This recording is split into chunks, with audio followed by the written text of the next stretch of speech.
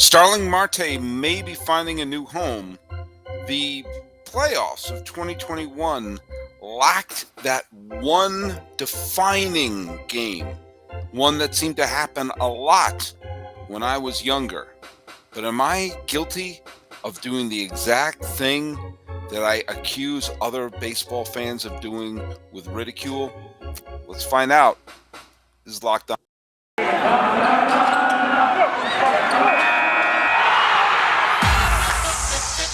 You are Locked On MLB. Your daily MLB podcast. Part of the Locked On Podcast Network. Your team every day. Hello, baseball fans. I think I cut myself off with that graphic. Welcome to Locked On MLB, and thank you for making Locked On MLB your first listen, as we're available for free on all your podcasting catchers. I'm your host, Paul Francis Sullivan. As you can tell from the graphic right there, feel free to call me Sully if you're watching us on YouTube. This episode is being dropped on the 15th day of November. Can you believe it? We're already in mid-November. And wow, baseball was still played this month. We're not that far away, but the dust is being settled. The lockout is looming largely upon us. And I have found myself, talking exactly like the exact baseball fan that I always make fun of. We'll get into what I mean by that. Hey, this show is available on all the places I just said. You can follow us on Twitter at Locked On MLB Pod. Same handle on Instagram. I'm your pal Sully. I'm at Sully Baseball on Twitter, Sully Baseball Podcast on Instagram. And if you have a smart device, be sure to tell it to play podcast Locked On MLB, or check out all the great shows on the Locked On Podcast Network, where it is your team every day, and not just for baseball. And we got football, college football, NHL, NBA, WNBA, whatever you like, whatever sport you like. I bet we've got highlight. And if we don't, I may do it. Remember highlight? In the 70s, that was going to be the new big sport, was highlight. Now, look, there's a lockout looming. And I'm old enough to remember how awful work stoppages are in baseball and how just soul-crushing they are. I was there for the 81 strike. I was there for the 85 one-day strike. I was there for the lockout of 1990. I was there for the scorched earth that ended the 1994 World Series, which would have maybe have changed the history of baseball if they had played a World Series in 1994. There's a lot of things that would have been different if it was in 1994. But that's a whole other podcast. I may have done a podcast about that. But we may still have the Montreal Expos. And Joe Torre very well may have been that, he's a good player. He managed a little bit, didn't he? Yeah, I think so. It didn't work out so well, because Buck Showalter probably would have won a World Series with the Yankees. And Buck Showalter would probably be rehearsing his Hall of Fame speech. Don Mattingly would have a ring. And Joe Torre would probably be doing radio play-by-play for the Cardinals. Anyway, a lot of things would have been different. And then there was not just the strike of 1994, but then there was a lockout of 1995, which led to replacement players, which led to Justice Sotomayor, before she became a Supreme Court justice, basically ended the holdout, and there we go. So it stinks. It just stinks with a capital stinks. And it's stupid if they lose one single game, which is why I want them to get all this done now. In fact, there's something about it which I find kind of appealing. If they have a lockout which forces people to start making their free agent signings now instead of 3 seconds before spring training begins, and if you got to work it out over Christmas time, fine, I'll watch some movies. I got to catch up on some movies. I didn't even see Nomadland yet. That won the Oscar for Best Picture last year. That's how far behind I am. I got to catch up on my Netflix queue. But that shows you the idea of our entertainment being so critical that, in when they had those strikes and lockouts in the 80s and 90s and in the 70s as well, the first one was in 1972, that there wasn't as much entertainment on the ready, which is why it's so stupid to look at ratings and everything now, because we're not sitting watching TV where we're looking at our little things. You're listening to me. You're watching me. You're watching me right now. This would not have been possible in 1994. I would have been the guy at the coffee shop in St. Mark's Place yelling, as opposed to in my home yelling. But now I'm in your earbuds instead of walking. What the hell is Sully talking about? It's different. Entertainment is different. Nothing, nothing is the same in the world of entertainment and consuming entertainment now as it was in 1994. I mean, going to the movies, not the same. Watching TV, we're watching on our device. Radio, books, newspapers, phone calls, letters. Nothing's the same. It's a completely different planet in terms of how we consume media. So uh, the idea of baseball thinks that they can make their fans sad if they step out. No, we got a full Netflix queue. Let's go. So they better figure stuff out. Hey, one name that's floating around, I'm not going to go through all the free agents because there's almost too much to count, but it looks like Starling Marte is going to be one of the most sought after free agents out there. And there's a reason for that. He's an extraordinarily talented player who would help just about any old team. Now, last year he played with the Fish, and he also played with Oakland. He helped Miami get back to the postseason in the truncated 2020 season. He played well for them, but when he had a tremendous first half of the year with Miami, and then he just was a great spark plug and a little bit of a throwback player in so many ways because yeah, he's a 47 stolen base guy. I grew up in the 1980s as a baseball fan. We'll get to that in a little bit, but I love the stolen base game. I love the players who are complete players as outfielders, and he sort of seems like a throwback to that, you know, Eric Davis, Darryl Strawberry, Willie McGee type player who has power, who has speed, who has defense, and all those great qualities. And I just, he can fit on so many clubs. There's a rumor I know that good friend H Town Wheelhouse from Locked On Astros, his big toe is a flickering, telling him he could go to Houston. I think that would be a great fit for him. I would love to see him go to Cleveland. Quite frankly, that team needs a big spark plug in their offense because they've got the pitching. I mentioned that in the podcast the other day. I think but like there's talk about he may go back to Miami. Wasn't the Blues Brothers sing that song, "Going Back to Miami"? And then the Mets are always rumored to be. The Mets are rumored to be in everybody's wheelhouse. Are they going to be Justin Verlander? Going to be Max Scherzer? It's going to be Starling Marte? It's not going to happen. It's not going to happen. Okay. You're not. The Mets can't sign anyone anyway because they don't have anyone running the show. They don't have a GM or a manager yet. What free agent would sign with them? It's like, hey, look at this. This place is in total turmoil. Why don't I sign here long term? I think he's probably going to go to Houston because I think Houston is still lined up for a World Series run. Um, I still think it would be absolutely bananas if Carlos Correa signs elsewhere because he's so important to the Houston Astros. But if he does leave, then they'll need to have a spark plug on that team. And Marte is as good as anybody. And there's also that element of, hey, you could lose your superstar and still do well. If you don't believe me, Bryce Harper left the Washington Nationals and boom, they won the World Series the very next year because other people picked up the slack. Of course, I could also put to Ronald Acuna Jr., but that's a different situation. That was an injury. So Marte could be now. Look he's not a spring chicken anymore. He's going to be in his mid-30s, but he's got at least 2 more really good years in him that he could help a team win. One of the teams that he helped win, he helped contend, were the Pirates. Think about that for a second.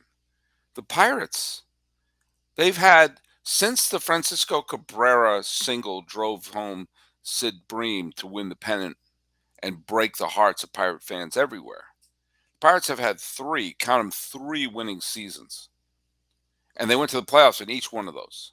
2013, 2014, and 2015. And I know Cubs fan with an 8 is tired of having me say this, but man, I'm convinced that if the Pirates won the wild card game in 2015, I think the Pirates would have won the pennant. And he was tremendous. Stolen bases, power, Gold Glove. Eventually became an all-star with the Pirates, and he was a great player. I wish the Pirates would go after that because I'd like to see the Pirates do well. In fact, that sentiment about the Pirates is going to be a little bit of my topic for part two of today's show. Just trust me, it's all going to make sense.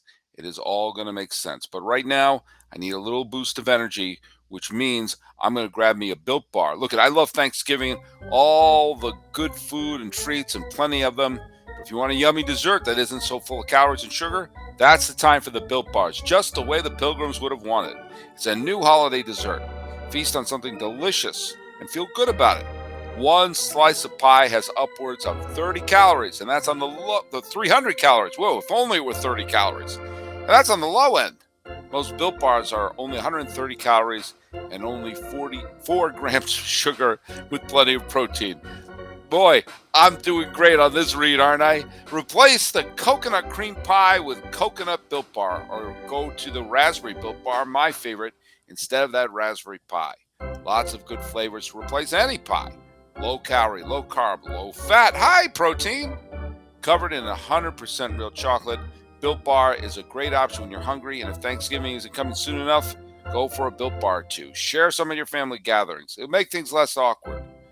New surprises all month, limited time flavors are arriving at Built.com regularly, so check the site often. There's nothing like a Built Bar Black Friday. Mark your calendar. Black Friday will be a huge event with lots of surprises. Go to Built.com, use promo code LOCK15. You get 15% off your order. Use promo code LOCK15 for 15% off at Built.com, and you could get those Built Bars. All right. By the way, thanks again for making Locked On MLB your first listen, as we are available on all your podcatchers. I was thinking about this, and I wrote about this a while ago, and this sentiment came up. It brought up the Pirates and the fact that the Pirates had those 3 great years in 2013, 2014, and 2015. And in 2015, you would have thought I grew up in Pittsburgh. I was rooting for them so hard. Now, the team that I grew up rooting for, the Red Sox, they had a bad year in 2015. The team that my dad cheered for and that were my National League team, the Giants, they were the defending World Series champs. They didn't do a great job defending it. And I found myself cheering the Pirates that whole year, wanting to see them win. Now, I've been a Red Sox fan where I grew up in New England, and I remain loyal to the Red Sox, even when I lived in the Bay Area, in New York, in Los Angeles. My Red Sox fan credentials were solid. If you don't believe me, turn on HBO. I'm on HBO in the film Curse of the Bambino. But I wonder what my fandom would have been like if I didn't grow up in New England. What team would I have picked as a child if geography didn't play a factor? Why was I a Red Sox fan? I was growing up in the suburbs of Boston. Boom, you've got it. But now, with the way media and everything is set up, you could watch games and follow a team from anywhere. Geography isn't so much of a factor. So what team would I have rooted for as a child if geography wasn't the main factor? It's simple. I would have been a Pittsburgh Pirate fan. And anyone who read my old Sully Baseball blog or listened to the old Sully Baseball podcast would know why. Now, my theory, and I've talked about this, is that you start following a team, it's the rule of 7, that your first concrete memories and your first emotional attachments that are long-lasting hit when you're around 7 years old. If you ask someone who's your favorite player, what's your first memory watching a ball team and everything like that, it tends to be, though, you just ask around. The memories tend to be when they're about 7 or 8 years old. That's why I call it the rule of 7. I was born in 72. I don't have a great memory of the 1972 World Series. Now, what team won the World Series when I was 7 years old? The Pirates in 1979. Yes, I just aged myself. Yes, I'm going to turn 50 in May. The 1979 World Series was the first World Series that I remember watching, and I can remember it like it was yesterday. The Orioles were terrific, but the Pirates were cool. Their players seemed to have more fun. Their uniforms were bonkers, and the players were disco dancing in the dugout. We Are Family was playing, and they had the family written on the dugout. The Sister Sledge song was their theme song. I've written a bunch about those 79 Pirates, and I've podcasted a bunch. And Willie Stargell remains one of my favorite players ever. And I banged the drum loudly for Burt Blyleven's Hall of Fame candidacy. And that's for Dave Parker as well. And to this day, I get goosebumps when I hear Sister Sledge's We Are Family. And I can close my eyes and picture Willie Stargell taking Scott McGregor of the Baltimore Orioles deep. Now, years later, I got emotionally attached to another Pirates team. I rooted for the 1990 and 1991 Pirates to win their division in the NLCS. And both those years, they lost heartbreaking games. You had the Carmelo Martinez, what would have been game-tying home run in the ninth inning of the Game 6 of the NLCS when friend of the podcast, Glenn Braggs, reached over and caught it. The 91 Pirates were one swing away, one Andy Vance-like foul ball, not hooking foul away from going to the World Series. And they were shut out at home in Games 6 and 7 by an upstart Atlanta Braves team.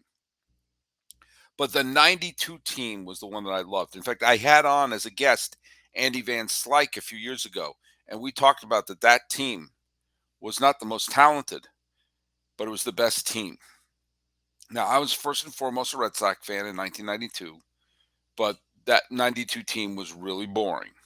You had Boggs and Burks were finishing out their time with the Red Sox. You had a bunch of tired veterans like Greenwell and Jack Clark and Tom Brunansky. I mean, they were a stagnant team. And when your team is stagnant, you find yourself adopting another team. Not that you're front running, but my team's not contending this year. I'm going to hope this other team wins. And I found myself that year in 1992, my junior year of college, falling in love with that Pirates team, who were supposed to finish behind the Mets after Bobby Bonilla defected to Queens, along with Brett Saberhagen. But the Pirates got off to a great start. They fought with the Cardinals, Mets, and Expos until midseason, and then they just blew everyone away. They had an 11-game winning streak in late July, early August. They made a joke of the race, and there was a sense of urgency with this team. They knew Barry Bonds was going to be a free agent. They knew Doug Drabeck was going to be a free agent. They knew this was their best chance. And if you saw me during the 1992 National League Championship Series, you would have thought I was born and raised in Pittsburgh. And after the Francisco Cabrera hit, I felt stabbed in the throat. And to this day, that's one of I can't watch that highlight. I was crushed by that more than any event since 1986. And, I've gotten on the Pirates over the years, and they came so close in 2013. They were one Andrew McCutchen swing away from beating the Cardinals. They, of course, had the horrible luck of playing the wild card game when they faced Madison Bumgarner one year and Jake Arrieta the next. But I find myself being drawn to the Pirates of the past.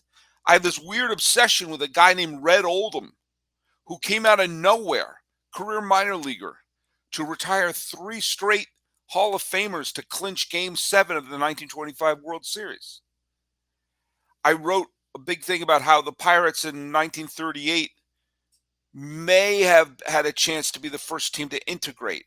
And there's some evidence, you have to read between the lines evidence, that Pie Traynor, the manager of the Pirates, was frustrated that they didn't. And he became a big supporter of integration after the Pirates passed on a chance to bring in Satchel Paige and Josh Gibson to the team. And I'm doing tons of research for the 1972 postseason book that I'm writing, which includes I've read the entire biography of Roberto Clemente. And if you can get through that biography of Roberto Clemente and not be bawling at the end that I'm sorry you don't have a heart. I have a weird Pirates fascination, and it's easier to root for teams now because of MLB.com and apps and all this stuff. And if I had all that back in 1979, I probably would not be someone who grew up a Red Sox fan. I probably would have been a diehard Pirate fan. And, if that's the case, I would have missed out on the 4 Red Sox championships. I would have virtually nothing to cheer for all these bunch of years. But it would have been a different kind of reality that I would have lived in. And I sometimes think about that. Remember how I said in the first segment, nothing is the same in terms of how we consume games. Well, that may be the case with fandom as well. Now, I will say that for the people who always romanticize the past, I've always been one to, I don't know, make fun of them. But I found myself the other day doing what I said I hate to do. And I'm going to talk about that in the next segment. But we're talking about how media and how we consume games and everything is so different now. Well, look at back in 1994, you didn't have devices. You had a TV, you had a radio. But now you can have one device that lets you have the game live, another one that streams your favorite shows. You're watching sports highlights on the phone. You got your neighbor's best friend's login for the good stuff. None of this would have made sense in 1994. Does that sound familiar, what I just said? Well, let me tell you something. There's a simple way to get all that entertainment you love without the hassle, and a great way to get your TV together. It's called DirecTV Stream.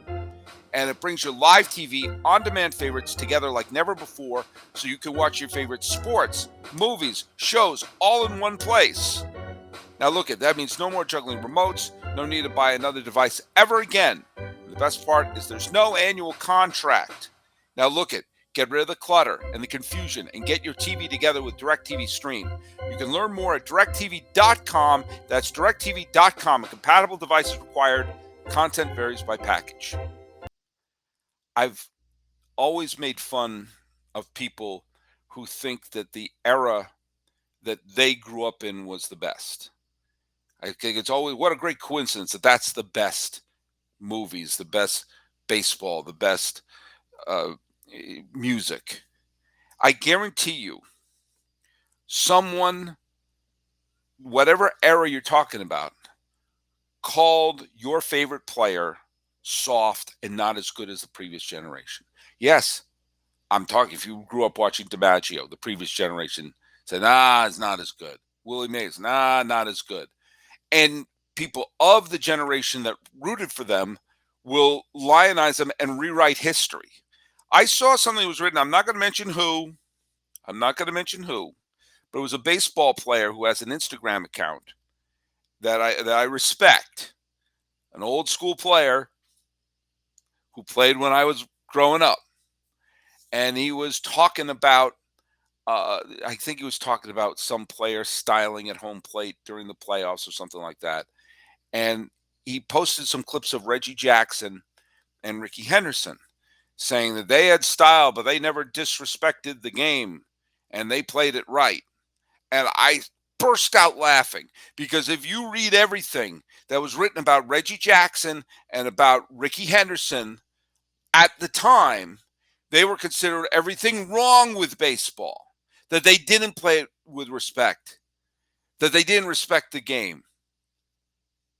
And now, with time and by painting with a brush of everything that I watched was better than you, they get to be the players who are, they play the game right. There are people, if you read what was written about them, okay?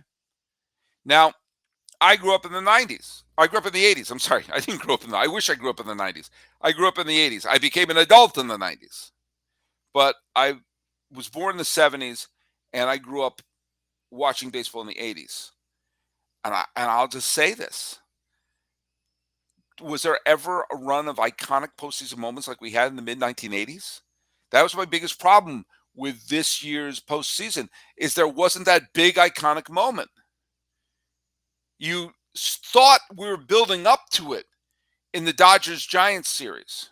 Was the iconic moment going to be the massive strikeout by Max Scherzer or the big home run by a member of the Giants? Which one was it going to be? And it turned out to be neither. It turned out to be a check swing. Not exactly picturing Ken Burns having a segment called The Check Swing. Now, I tend to hype the 80s because that's the decade where I matured as a baseball fan. And my Hall of Fame picks have a definite pro 80s slant. But when I say there was no decade quite like the 80s for iconic postseason moments, I don't think I'm seeing this through rose colored Ray-Bans. I'm defining an iconic postseason moment as a highlight that can be easily defined with a name or a few words. The Carlton Fisk homer, the Bobby Thompson homer, Reggie in 77, the Willie Mays catch, the bloody sock, Don Larson's perfect game. That you say that, you instantly know what I'm talking about. Okay, technically Bobby Thompson was not a postseason game. It was a tiebreaker, but you know what I mean. But think about the postseason moments of the 80s that are just so easily, if you're a casual baseball fan, you know about the Kirk Gibson home run, the Buckner error. As overrated as that is, that game was not overrated. You had the Don Denkinger blown call. You have things like the Dave Henderson home run, the Mets and Astros 16-inning marathon, which included the Billy Hatcher home run to tie it. I mentioned Denkinger's call. You have Ozzie Smith. Go crazy, folks. Go crazy. You have things like the Jack Clark home run where you saw who was it, Pedro Guerrero throwing his glove on the ground. That these moments when you saw it, like, 86 itself had the Hendu home run, the 16-inning game marathon, Game 6 of the 86 World Series, the Lenny Dykstra walk-off home run, the specter of Mike Scott, the Angels Red Sox series, which was bananas, just that one year. You had there's so many just incredible games that happened in that year and in that decade. And that doesn't even include things that, if you really break it down, like the greatest, arguably the greatest postseason series of all time, you can make a compelling case, was the 1980 NLCS between the Phillies and the Astros. You have all these incredible moments. You have the Cubs Padres series, which had the Steve Garvey home run and the ball through Leon Durham's legs. These iconic moments. But then, am I just doing what everyone else did? Am I just saying that because it's the era that I grew up in? And if you grew up in the 90s, well, then you have the Cabrera single, or the Joe Carter home run, or you have the Jim Leyritz home run, or you have Edgar Renteria's single up the middle. You have Ken Griffey Jr. racing home. Of course, 2000s. I guess I'm doing it. I guess I'm seeing it through the era that was the time when I was a preteen and a teenager, and it was meaning the most to me. It's like the music I listen to or the movies that I'm nostalgic for just happen to be from the same era. I guess I'm guilty of doing that. Maybe I'm acknowledging I'm doing, but am I wrong? That you had in that decade, there was just a slew of incredible postseasons? Am I wrong? Were the 80s special, or does it happen every decade? It just seems special because it hit my sweet spot. Let me know. Let me know. Hey, I want to throw a couple of previews out there. I got a bunch of responses about the suffering index, and a few people made some points that I'm really, really taking to heart. And I'm going to do a revision of the suffering index, trying to take into account some of the things that you suggested to make it more equitable, to make it more accurate. Another thing is on the podcast I dropped on Sunday, I included part of the conversation with Jeff Snyder, where we talked about the greatest moments in the postseason for the teams that lost that series. There'll be things like the Carlton Fisk home run. There'll be things like the Andy Chavez catch, the Rajai Davis home run, these sort of things. So if you have any ideas for that, pass them along to me at Sully Baseball. Also, I'm doing an upcoming podcast. I'm doing some preparation for it. But in the podcast, I'm talking about the places where I watched a game. You don't have just these memories in vacuums.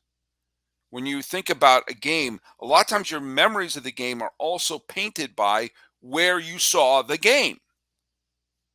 And I've listened to, watched games, sometimes in strange ways. I've been in person to a couple of classic games. That's true. But there have been also times where I remember one time I was specifically sitting outside of a comedy club, waiting to go on, sitting in my car when I heard the Albert Pujols home run off of Brad Lidge. Another comedy club memory was I was in the basement of the Gotham Comedy Club, of the original Gotham Comedy Club on 22nd Street, and waiting to go on when I was there with another comic named Dana Eagle, watching the TV, seeing Mark McGwire hit home run number 62 in 1988. I also sometimes the memories are weird. Like I watched Game 7 of the 2016 World Series, the one with the Rajai Davis home run and the big rain delay, in a hospital room with my dad after he had been recovering from brain surgery, sitting there with the little curtains holding my dad's hand watching the game. So, and then there have been other times where I've watched the game in someone's home. There's other times I've watched the games in a bar, and there's a bunch of times I've just been sitting in the car listening to it. But if there's a strange place or a strange memory that you have of watching a classic game, let me know at Sully Baseball on Twitter right there. And that's going to be maybe part of an upcoming podcast. So look at memories. We're in a different world as the previous work stoppage, and let's keep that in mind. I would have been a Pittsburgh Pirate fan with the current media setup, and who knows what my fandom would have been like. But since it was in the 80s, I'm going to be looking at those as the greatest years. It's a great coincidence that I happen to be lucky enough to be a teenager when baseball was at its best. Funny how that works. Well, podcasting's at its best right now, and you could follow us wherever you get your podcasts. I want to thank you all for making Locked On MLB your first listen, as we're available on all your podcasting catchers.